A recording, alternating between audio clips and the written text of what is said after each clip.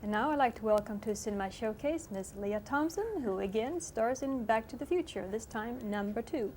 When did you know there was going to be a sequel to the first one? I think pretty soon, right after it came out and was a big hit, I think I thought there'd be a sequel, but I didn't know it would take so long. It took a long time. 4 years. Yeah. Mm-hmm. Now it does say at the end of the first one, if I'm not mistaken, something will be back. I think that's only on the videotape. Oh, really? Yeah, not on the film. How easy is it to get back into this character, or these characters that you play after 4 years? It was pretty hard.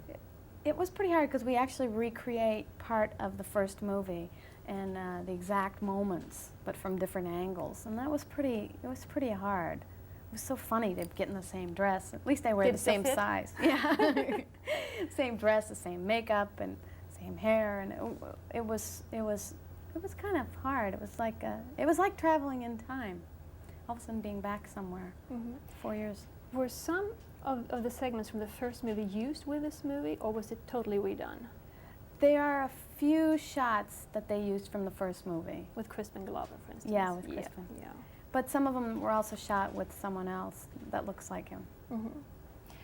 You started out fairly early in movies, didn't you? I guess it's been 7 years. Okay, and I know you're not 30 yet. No. Now, many actresses your age have a hard time making the transition from teen actress to woman actress. Of course, you play a 77-year-old woman in this one. Does that make it easier for casting people to accept you as a mature woman? I don't know. I've been doing a lot of other movies where I'm a mother of a 7-year-old, or I'm a woman. It's still, I think, hard for people to see me with a man of, say, 35 in like a love story. They have trouble with that, and I'm still having a little trouble with that. But it's interesting in this movie because I get to play all kind of different ages, but that's with heavy makeup. I think it's probably getting pretty hard to peg me. I bet. I'm a little bit sliding all over. You had Love Story with a Duck once. Yes. I mean, I've done just about everything. I've endured every humiliation possible. In one of the characters you play, and you play several in this one, you have to make a couple of very anti-feminist statements. Do you cringe when you have to do that, or is this just part of the character? I don't know if that happens, actually. I didn't see it that way.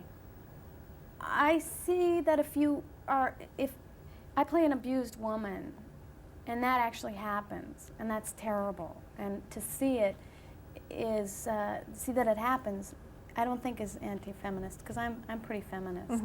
I think that seeing the tragedy of it helps point it out a little bit more. I think you're one of those actors who has never received a bad review. Oh, gee, I mean, it's always good, no matter if you're in certain movies that maybe are harshly received. Those movies like Howard the Duck and Red Dawn, to some respect, how do you feel about those? Do you feel a bit protective of those parts? I think it's really hard, because it's very hard to be judged for anybody. And to be judged on such a huge scale worldwide is very difficult. So I just try not to take it too personally. Well, because you would judge positively in even those movies. I've been called ugly and anorexic, and when they get personal, that's a little mean. You have been doing both comedy and drama. Which of the two do you like the best? I like going from one to the other. I do.